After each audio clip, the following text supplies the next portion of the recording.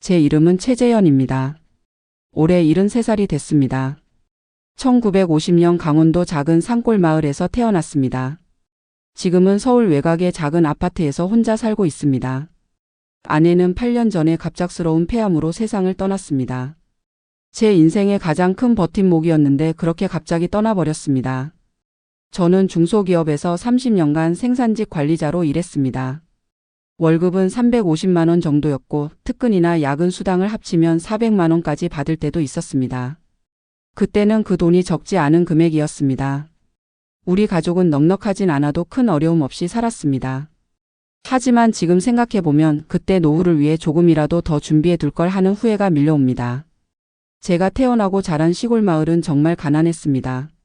저는 고등학교를 간신히 졸업하고 상경했습니다. 그 당시엔 군대 제대 후 공장에 들어가 일하는 것이 최선의 선택이었습니다. 처음에는 단순 노무직으로 시작했지만 성실하게 일하다 보니 점차 승진할 수 있었습니다. 자동차 부품을 만드는 공장이었는데 생산 라인 관리자까지 올라갔습니다. 그게 저의 전부였습니다. 저희 부부는 3명의 자녀를 두었습니다. 큰딸 민지, 아들 준호, 그리고 막내딸 지영이. 아이들이 어릴 때부터 아내와 저는 한 가지 확고한 신념이 있었습니다. 자녀들만큼은 우리처럼 고생하지 않게 하자는 것이었습니다. 저는 교육을 받지 못해 평생 육체 노동을 했고 아내도 초등학교만 졸업하고 시장에서 반찬 가게를 했습니다. 우리 아이들은 공부해서 더 나은 삶을 살아야 한다고 생각했습니다. 아이들이 초등학교에 들어갈 때부터 사교육비가 만만치 않았습니다. 하지만 절대 아끼지 않았습니다. 학원비, 과외비, 교재비. 모두 아이들을 위한 투자라고 생각했습니다. 아내는 더 열성적이었습니다. 아이들 학교 행사면 빠짐없이 참석하고 담임 선생님과 상담도 자주 했습니다. 반찬 가게 운영하면서도 아이들 공부방 정리와 간식 준비를 항상 완벽하게 했습니다. 세 아이 모두 대학에 진학했습니다. 큰딸은 사범대에 들어가 지금은 고등학교 교사로 일하고 있습니다. 아들은 경영학과를 나와 대기업은 아니지만 중견기업에서 과장으로 일하고 있습니다. 막내딸은 간호학과를 졸업하고 대학병원에서 일하고 있습니다. 아이들이 모두 대학에 들어간 것이 얼마나 자랑스러웠는지 모릅니다. 마을에서 올라온 가난한 부부의 자녀들이 모두 전문직을 갖게 된 것입니다. 그런데 3명의 대학 등록금이 만만치 않았습니다. 특히 아들과 막내딸이 동시에 대학을 다닐 때는 정말 힘들었습니다. 당시 대학 등록금이 한 학기에 400만 원 정도였으니 2명이면 800만 원이 넘었습니다. 거기에 자취방 월세와 생활비까지 더하면 턱없이 부족했습니다. 그래서 저는 회사에서 제안한 해외 파견 근무도 거절했습니다. 급여는 30% 정도 올라가지만 2년간 필리핀으로 가야 했기 때문입니다. 아내 혼자 아이들 뒷바라지하기 힘들 것 같아 포기했습니다. 지금 생각하면 그때 해외 파견을 갔더라면 경력도 쌓고 월급도 오르고 좋았을 텐데 하는 아쉬움이 있습니다. 저축은 항상 뒷전이었습니다. 월급이 들어오면 자녀들 학비와 생활비를 먼저 챙겼습니다. 국민연금과 회사 퇴직금으로 노후는 어떻게든 되겠지 하는 생각이었습니다. 그렇게 30년 가까이 회사를 다니면서 자녀 교육에 모든 것을 쏟아부었습니다. 아이들에게 자주 했던 말이 있습니다. 내가 성공하면 그게 효도다. 당신들은 공부만 잘하면 된다. 부모 걱정은 하지 마라. 이런 말들이었습니다. 그렇게 세 아이들이 모두 대학을 졸업하고 취업했을 때의 기쁨은 말로 표현할 수 없었습니다. 큰딸이 처음 교사 발령받았다고 전화했을 때, 아들이 첫 월급으로 양복을 사입고 나타났을 때, 막내딸이 간호사 유니폼을 입은 사진을 보냈을 때, 모두 제 인생의 가장 자랑스러운 순간들이었습니다. 그때는 앞으로 아이들이 잘 되었으니 우리 부부도 편안한 노후를 보낼 수 있겠다고 생각했습니다. 하지만 생각지 못한 일들이 계속 생겼습니다. 큰딸이 32에 결혼한다고 했을 때 당연히 부모로서 최선을 다해 도와주고 싶었습니다. 신랑 측에서 아파트를 마련해 준다고 했지만 저희도 예식장과 신혼살림 예단 등을 준비해야 했습니다. 당시 모아둔 돈의 절반인 3천만 원을 딸의 결혼 비용으로 썼습니다. 그래도 딸이 좋은 집안으로 시집 가는 것이 기뻤습니다. 그로부터 2년 후 아들도 결혼한다고 했습니다. 아들 결혼은 더 부담이 컸습니다. 신부 측에서는 전세금 절반을 준비한다고 했지만 나머지 절반과 모든 예식 비용은 저희가 감당해야 했습니다. 결국 7천만 원 정도를 아들 결혼에 썼습니다. 남은 저축은 바닥이 났지만 그래도 아들이 가정을 이루는 모습을 보니 뿌듯했습니다. 제가 65이 되던 해에 회사에서 정년퇴직을 했습니다. 30년간 근무한 덕분에 퇴직금으로 4천만 원을 받았습니다. 이제 이 돈과 국민연금으로 노후를 보내야 한다고 생각했습니다. 국민연금은 83만 원이 나왔습니다. 아내의 반찬 가게도 있었지만 점점 장사가 어려워졌습니다. 대형 마트와 편의점이 늘어나면서 동네 반찬 가게를 찾는 손님이 줄었기 때문입니다. 그런데 막내딸이 30에 갑자기 결혼한다고 했습니다. 원래 결혼 계획이 없다고 했던 아이였는데 병원에서 만난 의사와 사랑에 빠졌다고 했습니다. 저와 아내는 고민했습니다. 퇴직금 4천만 원은 우리의 마지막 노후 자금이었습니다. 하지만 막내딸이 결혼하는데 돈을 아낄 수는 없었습니다. 결국 퇴직금 중 3천만 원을 막내딸 결혼 비용으로 사용했습니다. 그렇게 세 자녀의 교육비와 결혼 비용으로 제 30년 직장 생활의 모든 결실이 사라졌습니다. 정확히 계산해 보니 자녀 교육비로 1억 원 이상, 결혼 비용으로 8천만 원 이상을 썼습니다. 총 1억 8천만 원 정도였습니다. 당시에는 그렇게 하는 것이 당연하다고 생각했습니다. 부모가 자식을 위해 희생하는 건 당연한 일이라고 여겼으니까요. 퇴직 후 처음 1년은 그럭저럭 지냈습니다. 아내의 반찬 가게 수입과 국민연금 그리고 남은 퇴직금으로 생활했습니다. 하지만 점점 생활이 빠듯해졌습니다. 특히 아내가 갑작스럽게 폐암 판정을 받은 후부터는 병원비 부담이 커졌습니다. 초기에 발견했으면 좋았을 텐데 발견 당시 이미 많이 진행된 상태였습니다. 항암 치료비, 입원비, 약가. 6개월간의 투병 생활 끝에 아내는 세상을 떠났습니다. 아내가 떠나고 혼자 남겨지니 더욱 막막했습니다. 경제적으로도 힘들었지만 정신적으로 더 힘들었습니다. 40년을 함께한 동반자가 갑자기 사라진 것입니다. 하루 종일 텅 빈 집에 혼자 있으니 우울증이 찾아왔습니다. 자녀들은 모두 제 가정을 꾸리고 바쁘게 살아서 자주 찾아오지 못했습니다. 명절이나 생일에만 만날 수 있었습니다. 아내가 떠난 지 1년쯤 지났을 때 절박한 현실을 직시하게 되었습니다. 국민연금 83만 원으로는 기본적인 생활비도 감당하기 어려웠습니다. 월세 35만 원, 공과금 15만 원, 식비 40만 원, 약가 35만 원. 이미 125만 원이 필요했습니다. 게다가 고혈압, 전립선, 비대증, 무릎 관절염까지 생겨서 병원비와 약값이 점점 늘어났습니다. 무언가 대책이 필요했습니다. 주변을 둘러보니 저와 비슷한 처지의 노인들이 경비원, 청소부, 택배 분류 작업 등을 하고 있었습니다. 저도 일자리를 알아보기 시작했습니다. 처음에는 아파트 경비원을 지원했지만 밤샘 근무가 많아 건강상 힘들 것 같아 포기했습니다. 청소부는 이미 자리가 다 찼다고 했습니다. 그러던 중 동네 택시회사에서 기사를 모집한다는 소식을 들었습니다. 택시 운전은 제가 젊었을 때부터 자신 있는 분야였습니다. 회사 다닐 때도 운전을 잘한다고 칭찬받았습니다.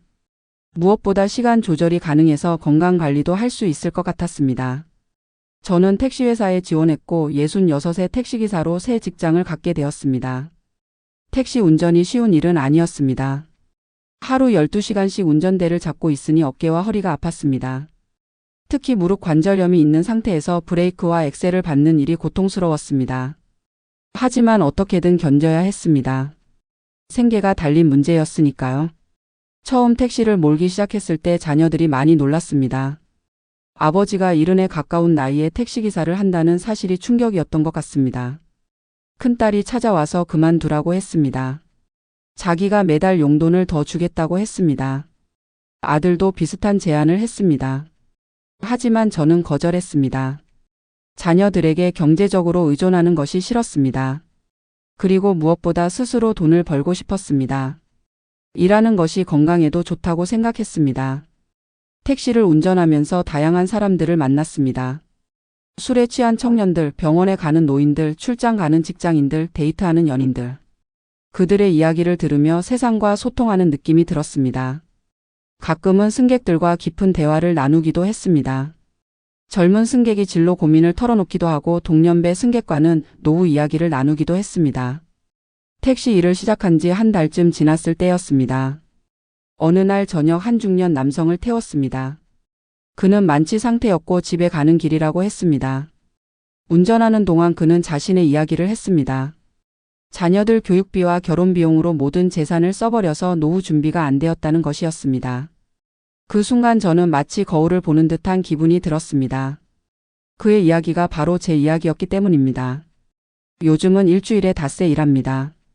하루 12시간씩 일하면 8만 원에서 10만 원 정도를 벌어요. 한 달이면 대략 200만 원 정도 됩니다. 국민연금 83만 원과 합치면 280만 원 정도의 수입이 있습니다. 택시 일을 하지 않았다면 정말 어떻게 살았을지 상상도 할 수 없습니다. 택시를 몰면서 가장 힘든 것은 육체적 고통입니다. 73살의 몸으로 하루 종일 운전대를 잡고 있는 것이 쉽지 않습니다. 특히 장마철이나 눈 오는 날에는 더욱 힘듭니다. 시력도 예전 같지 않아 밤 운전이 어렵습니다. 그래서 요즘은 주로 오전 6시부터 오후 6시까지 일합니다. 자녀들은 한 달에 한 번 정도 찾아옵니다. 오면 각자 20만 원에서 30만 원씩 용돈을 줍니다. 감사한 마음이지만 한편으로는 복잡한 감정이 듭니다. 제가 그들에게 경제적으로 의존하는 것 같아 마음이 편치 않습니다. 이런 감정이 제가 계속 일을 하는 이유 중 하나입니다. 자녀들이 찾아오면 항상 제 건강을 걱정합니다. 택시 운전을 그만두라고 합니다. 하지만 저는 괜찮다고 일하는 것이 오히려 건강에 좋다고 이야기합니다. 사실은 그만두고 싶어도 그만둘 수 없는 현실입니다. 경제적으로 자녀들에게 완전히 의존하게 되면 부담을 줄 것 같아 걱정됩니다. 요즘 자주 생각합니다. 만약 인생에서 2번의 기회가 주어진다면 어떤 선택을 했을까 하고요.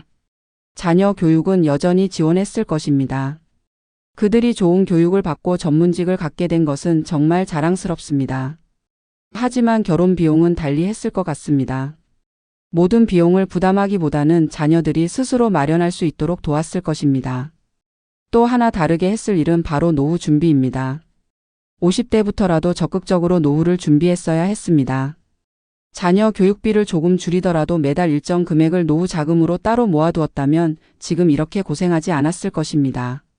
적어도 70대에 택시 운전을 하진 않았을 테니까요. 얼마 전에 택시 안에서 한 승객과 이야기를 나누었습니다. 40대로 보이는 남성이었는데 아이들 교육비 때문에 힘들다고 했습니다.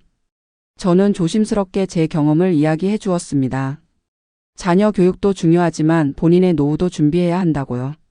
그 승객은 깊이 생각하는 표정으로 제 이야기를 들었습니다. 제가 지금 가장 걱정하는 것은 건강입니다. 나이가 들수록 아픈 곳이 많아집니다. 작년에는 갑자기 어지러움이 심해져서 병원에 갔더니 전정신경염이라고 했습니다. 2주 동안 일을 쉬어야 했고 그 기간 동안 수입이 없어 정말 힘들었습니다. 건강이 악화되어 더 이상 일을 못하게 되면 어떻게 살아야 할지 막막합니다. 동년배 친구들 중에는 제보다 여유롭게 사는 사람들이 많습니다. 특히 공무원이나 대기업에 다녔던 친구들은 안정적인 연금이 나와서 편안한 노후를 보내고 있습니다. 가끔 모임에서 그들을 만나면 부러운 마음이 듭니다.